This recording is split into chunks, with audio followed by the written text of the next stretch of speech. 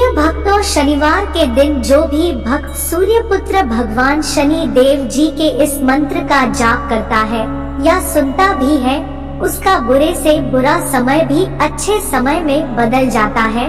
फिर चाहे वह शनि की ढैया हो या साढ़े साती हो, सभी का प्रभाव शनि देव जी बहुत कम कर देते हैं। क्योंकि जिस व्यक्ति की कुंडली में शनि की ढैया या साढ़े साती का प्रभाव चल रहा होता है, वह व्यक्ति चारों तरफ से समस्याओं से गिर जाता है और धन की कमी हो जाती है, अनावश्यक भाग दौड़ बनी रहती है, कर्ज का बोझ बढ़ने लगता है, घर में कलह होने लगती है, धंधा व्यवसाय चौपट होने लगता है, कोर्ट कचहरी के मामले प्रारंभ हो जाते हैं, प्रतिदिन नई नई बीमारियां उत्पन्न होने लगती है। मनुष्य मानसिक, शारीरिक व आर्थिक रूप से बहुत परेशान हो जाता है। कभी कभी तो जिस व्यक्ति के ऊपर शनि की ढैया और साढ़े साती का प्रभाव होता है, वह व्यक्ति मृत्यु तक को भी प्राप्त हो जाता है। कुल मिलाकर ज्योतिषाचार्य का यह कहना है कि शनि की ढैया व साढ़े साती की दशा से खराब दशा कोई नहीं होती है। प्रिय भक्तों, शनि की ढैया व साढ़े साती प्रत्येक मनुष्य के जीवन में कई बार आती है और जब जब यह दशाएं मनुष्य के जीवन में आती है तो मनुष्य को आदि व्याधि से घेर लेती है। प्रिय भक्तों, ज्योतिष आचार्य का तो यहाँ तक कहना है कि जिस व्यक्ति के ऊपर शनि की ढैया या साढ़े साती का प्रभाव चल रहा होता है, वह व्यक्ति अगर अपने हाथ से कोई पशु जैसे गाय, भैंस, बकरी, बैल आदि खरीद कर घर लाए तो वह पशु भी मृत्यु को प्राप्त हो जाता है। प्रिय भक्तों, शनिवार के दिन शनि देव जी के इस मंत्र का जाप करना या सुनना बहुत ही फलदायी होता है। अगर आप उपरोक्त सभी समस्याओं से पीड़ित हैं, भविष्य में इन समस्याओं से बचना चाहते हैं, तो प्रत्येक शनिवार को शनि देव जी के इस मंत्र का जाप अवश्य करना चाहिए। प्रिय भक्तों, शनि देव का यह मंत्र बहुत ही सरल है, उसे कोई भी व्यक्ति जाप कर सकता है। जो भी भक्त शनिदेव का यह मंत्र जाप करता है या सुनता है, वह कभी भी उपरोक्त समस्याओं से पीड़ित नहीं हो सकता है, उसका जीवन सुख में व्यतीत होता है। प्रिय भक्तों, आई सच्चे मन से सूर्यपुत्र शनिदेव जी महाराज का यह दिव्य मंत्र सुनते हैं। लेकिन उससे पहले अगर आप भी चाहते हैं कि शनि देव जी महाराज की कृपा आप पर सदा बनी रहे, तो इस वीडियो को दिल से एक लाइक अवश्य करें और आगे भी ऐसे ही वीडियो देखने के लिए हमारे चैनल आस्था ज्ञान को सब्सक्राइब करके कमेंट में ओम शनि देव नमः लिखना बिल्कुल ना भूले। प्यारे भक्तों, मंत्र यह है। ओम नीलांजनं समाभासं रविपुत्रं यमाग्रजं छायामारुतण्डसम्भुतं तं नमामि शनैश्चरम्। ॐ नीलांजनं समाभासं रविपुत्रं यमाग्रजं छायामारुतण्डसम्भुतं तं नमामि शनैश्चरम्। ॐ नीलांजनं समाभासं रविपुत्रं यमाग्रजं छायामारुतण्डसम्भुतं तं नमामि शनैश्चरम्। ॐ नीलांजनं समाभासं रविपुत्रं यमाग्रजं छायामारुतण्डसम्भुतं तं नमामि शनैश्चरम्। ॐ नीलांजनं समाभासं रविपुत्रं यमाग्रजं छायामारुतण्डसम्भुतं तं नमामि शनैश्चरम्। ॐ नीलांजनं समाभासं रविपुत्रं यमाग्रजं छायामारुतण्डसम्भुतं तं नमामि शनैश्चरम्। ॐ नीलांजनं समाभासं रविपुत्रं यमाग्रजं छायामारुतण्डसम्भुतं मारुतण्डसम्भुतं तं नमामि शनैश्चरम्। ॐ नीलाञ्जनं समाभासं रविपुत्रं यमाग्रजं छायामारुतण्डसम्भुतं तं नमामि शनैश्चरम्। ॐ नीलाञ्जनं समाभासं रविपुत्रं यमाग्रजं छायामारुतण्डसम्भुतं तं नमामि शनैश्चरम्। ॐ नीलाञ्जनं समाभासं रविपुत्रं यमाग्रजं छायामारुतण्डसम्भुतं तं नमामि शनैश्चरम्। ॐ नीलाञ्जनं समाभासं रविपुत्रं यमाग्रजं छायामारुतण्डसम्भुतं तं नमामि शनैश्चरम्। ॐ नीलाञ्जनं समाभासं रविपुत्रं यमाग्रजं छायामारुतण्डसम्भुतं तं नमामि शनैश्चरम्। ॐ नीलाञ्जनं समाभासं रविपुत्रं यमाग्रजं छायामारुतण्डसम्भुतं तं नमामि शनैश्चरम्। ॐ नीलाञ्जनं समाभासं रविपुत्रं यमाग्रजं छायामारुतण्डसम्भुतं तं नमामि शनैश्चरम्। ॐ नीलाञ्जनं समाभासं रविपुत्रं यमाग्रजं छायामारुतण्डसम्भुतं तं नमामि शनैश्चरम्। ॐ नीलाञ्जनं समाभासं रविपुत्रं यमाग्रजं छायामारुतण्डसम्भुतं तं नमामि शनैश्चरम्। ॐ नीलाञ्जनं समाभासं रविपुत्रं यमाग्रजं छायामारुतण्डसम्भुतं तं नमामि शनैश्चरम्। ॐ नीलाञ्जनं समाभासं रविपुत्रं यमाग्रजं छायामारुतण्डसम्भुतं तं नमामि शनैश्चरम्। ॐ नीलाञ्जनं समाभासं रविपुत्रं यमाग्रजं छायामारुतण्डसम्भुतं तं नमामि शनैश्चरम्।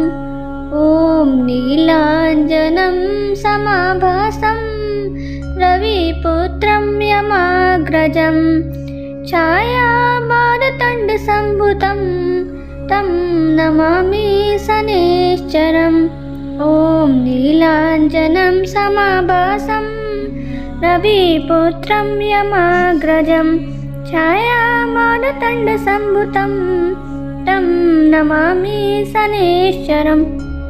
ॐ नीलाञ्जनं समाभासं रविपुत्रं यमाग्रजं छायामारुतण्डसम्भुतं तं नमामि शनैश्चरम्। ॐ नीलाञ्जनं समाभासं रविपुत्रं यमाग्रजं छायामारुतण्डसम्भुतं तं नमामि शनैश्चरम्। ॐ नीलाञ्जनं समाभासं रविपुत्रं यमाग्रजं छायामारुतण्डसम्भुतं तं नमामि शनैश्चरम्। ॐ नीलाञ्जनं समाभासं रविपुत्रं यमाग्रजं छायामारुतण्डसम्भुतं तं नमामि शनैश्चरम्। ॐ नीलाञ्जनं समाभासं रविपुत्रं यमाग्रजं छायामारुतण्डसम्भुतं तं नमामि शनैश्चरम्। ॐ नीलाञ्जनं समाभासं रविपुत्रं यमाग्रजं छायामारुतण्डसम्भुतं तं नमामि शनैश्चरम्। ॐ नीलाञ्जनं समाभासं रविपुत्रं यमाग्रजं छायामारुतण्डसम्भुतं तं नमामि शनैश्चरम्। ॐ नीलाञ्जनं समाभासं रविपुत्रं यमाग्रजं छायामारुतण्डसम्भुतं तं नमामि शनैश्चरम्। ॐ नीलाञ्जनं समाभासं रविपुत्रं यमाग्रजं छायामारुतण्डसम्भुतं तं नमामि शनैश्चरम्। ॐ नीलाञ्जनं समाभासं रविपुत्रं यमाग्रजं छायामारुतण्डसम्भुतं तं नमामि शनैश्चरम्। ॐ नीलाञ्जनं समाभासं रविपुत्रं यमाग्रजं छायामारुतण्डसम्भुतं तं नमामि शनैश्चरम्। ॐ नीलाञ्जनं समाभासं रविपुत्रं यमाग्रजं छायामारुतण्डसम्भुतं तं नमामि शनैश्चरम्।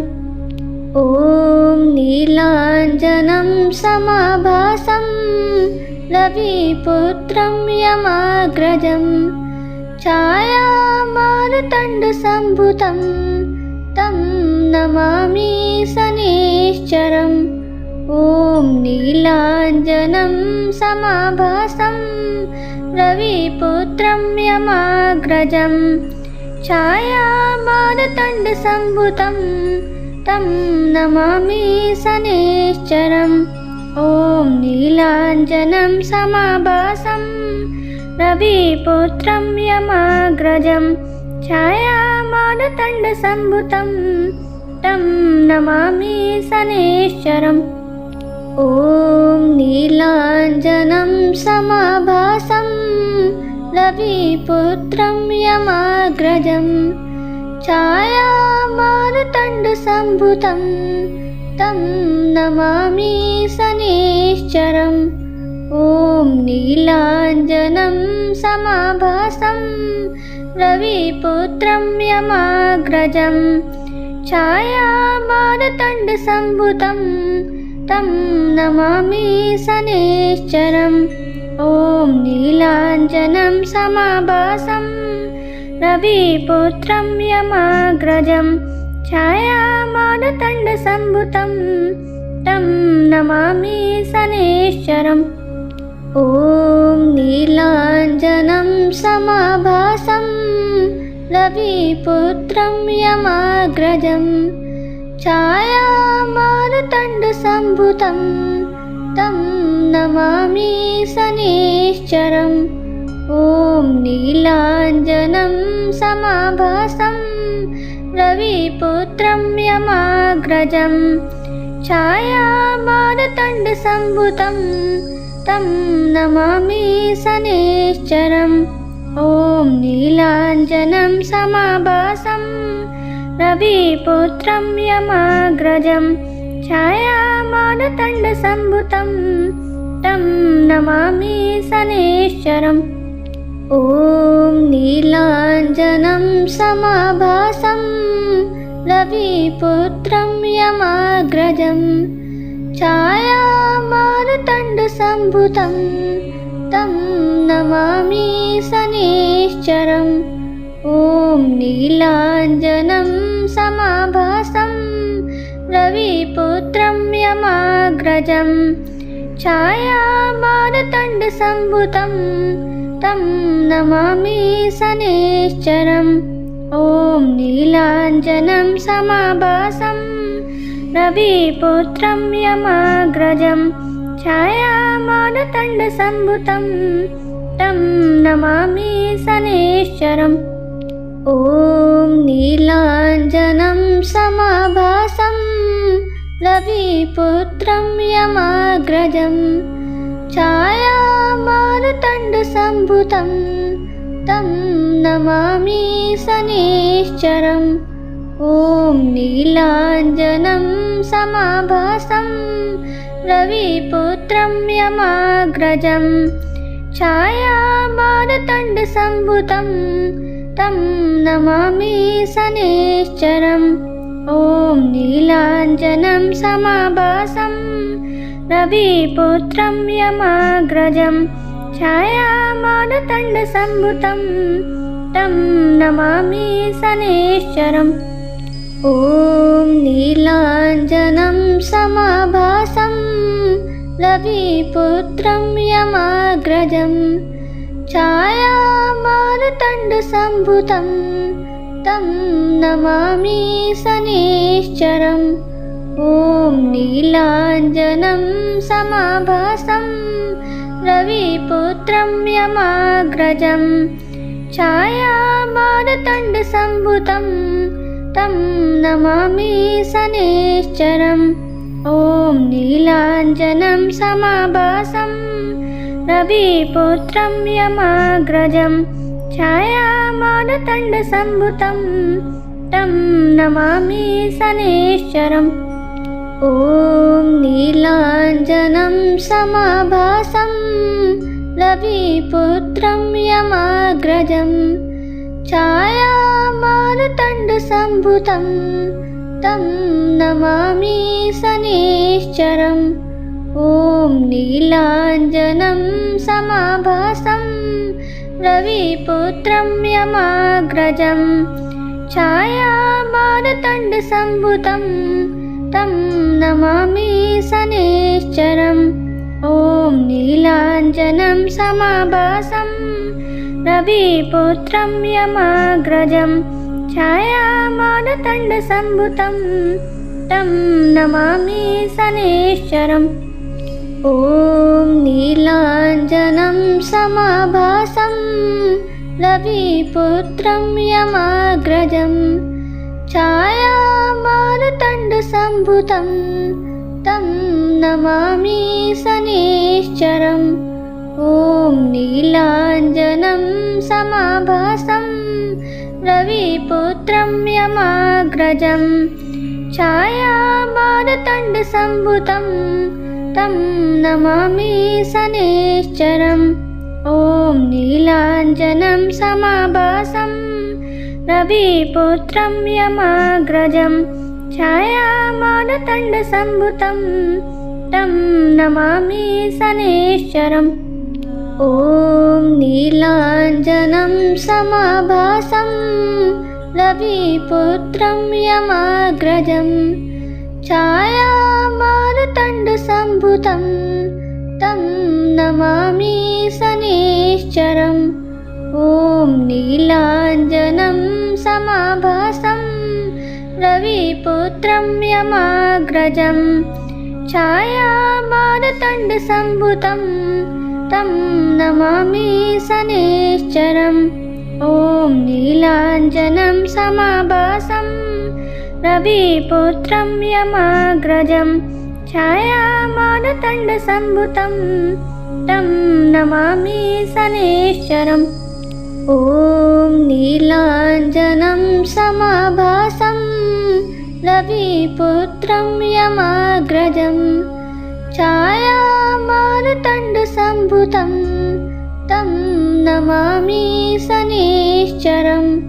ॐ नीलाञ्जनं समाभासं रविपुत्रं यमाग्रजं छायामारुतण्डसम्भुतं तं नमामि शनैश्चरम्।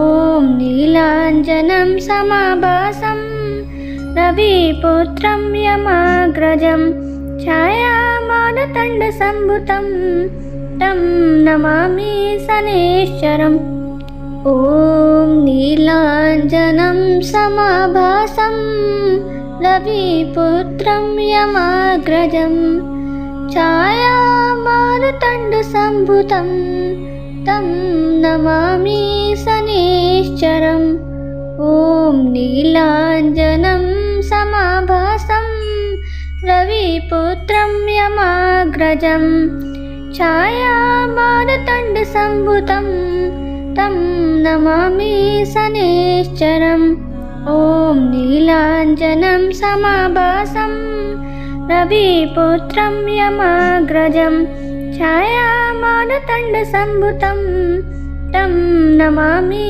शनैश्चरम् ॐ नीलाञ्जनं समाभासं रविपुत्रं यमाग्रजं छायामारुतण्डसम्भुतं तं नमामि शनैश्चरम् ॐ नीलाञ्जनं समाभासं रविपुत्रं यमाग्रजं छायामारुतण्डसम्भुतं तं नमामि शनैश्चरम् ॐ नीलाञ्जनं समाभासं रविपुत्रं यमाग्रजं छायामारुतण्डसम्भुतं तं नमामि शनैश्चरम् ॐ नीलाञ्जनं समाभासं रविपुत्रं यमाग्रजं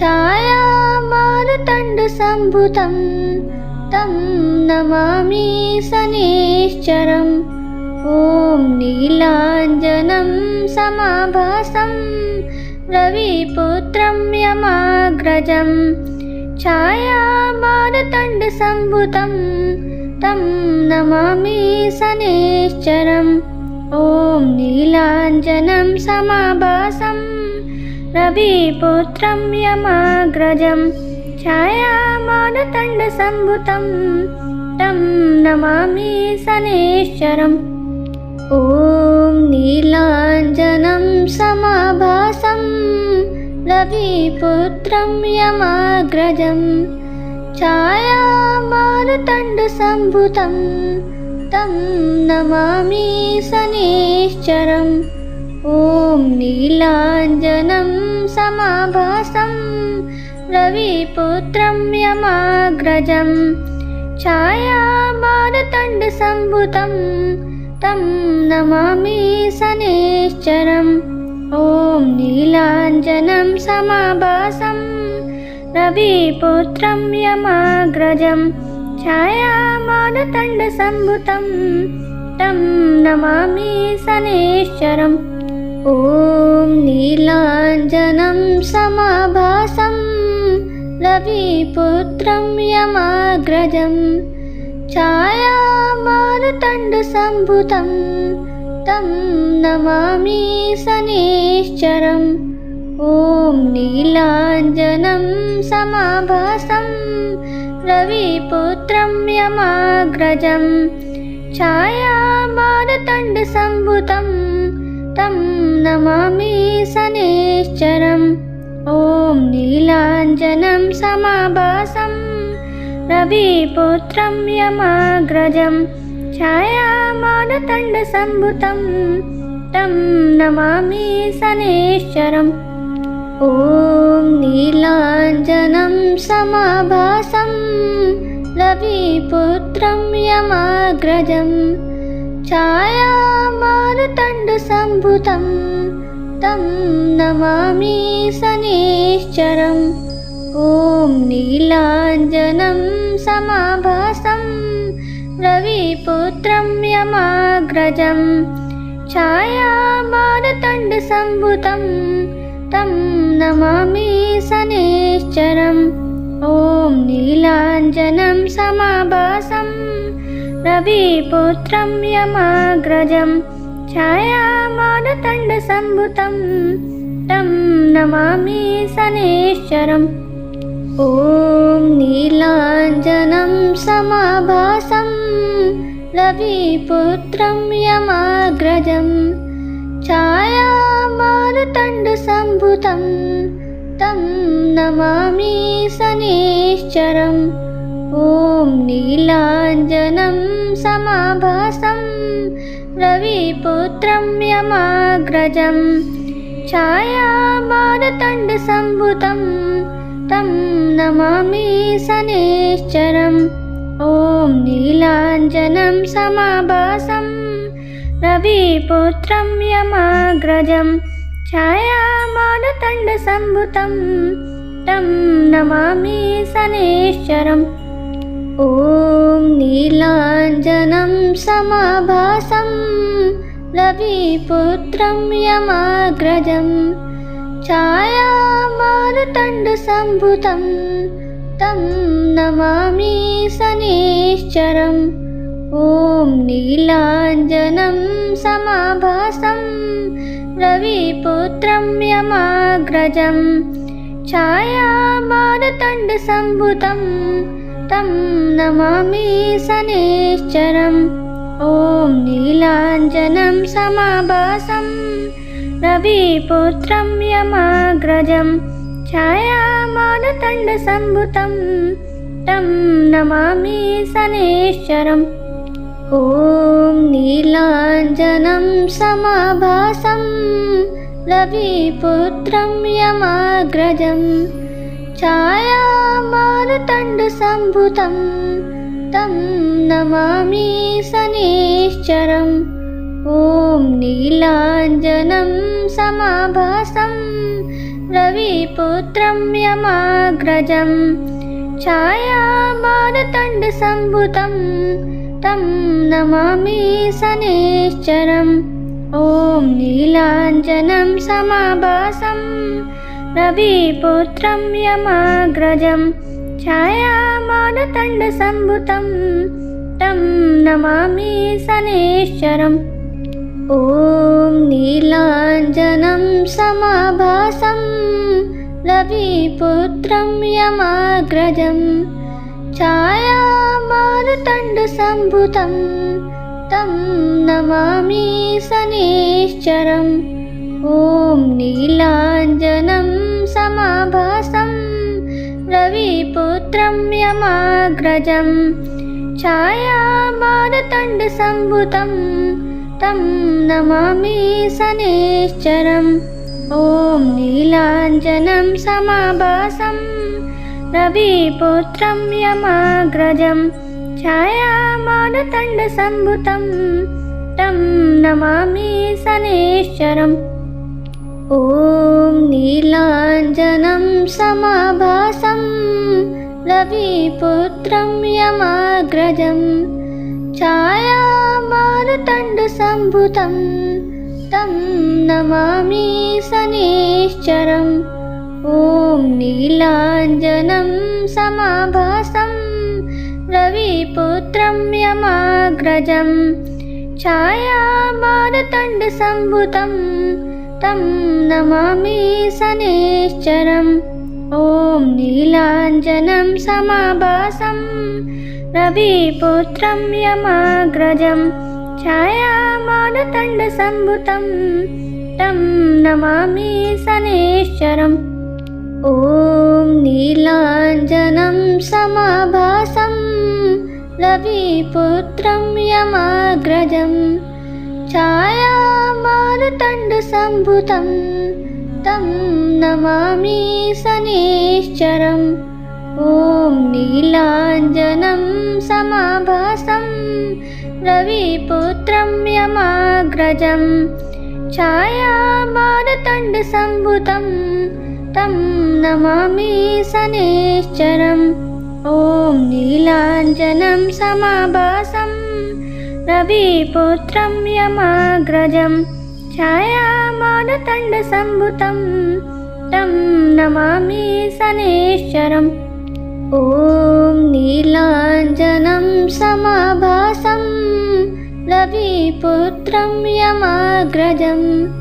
छायामार्तण्डसम्भुतं तं नमामि शनैश्चरम् ॐ नीलाञ्जनं समाभासं रविपुत्रं यमाग्रजं छायामारुतण्डसम्भुतं तं नमामि शनैश्चरम् ॐ नीलाञ्जनं समाभासं रविपुत्रं यमाग्रजं छायामारुतण्डसम्भुतं तं नमामि शनैश्चरम् ॐ नीलाञ्जनं समाभासं रविपुत्रं यमाग्रजं छायामारुतण्डसम्भुतं तं नमामि शनैश्चरम् ॐ नीलाञ्जनं समाभासं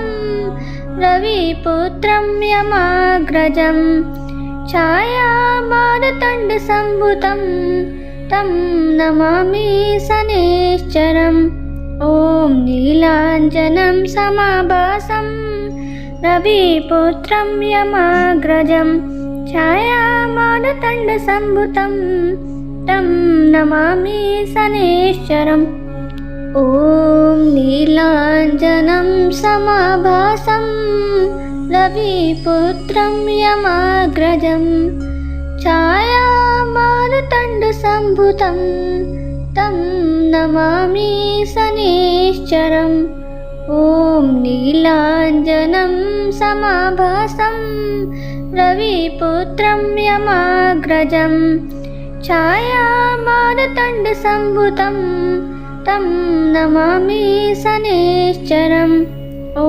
नीलाञ्जनं समाभासं रविपुत्रं यमाग्रजं छायामारुतण्डसम्भुतं तं नमामि शनैश्चरम्।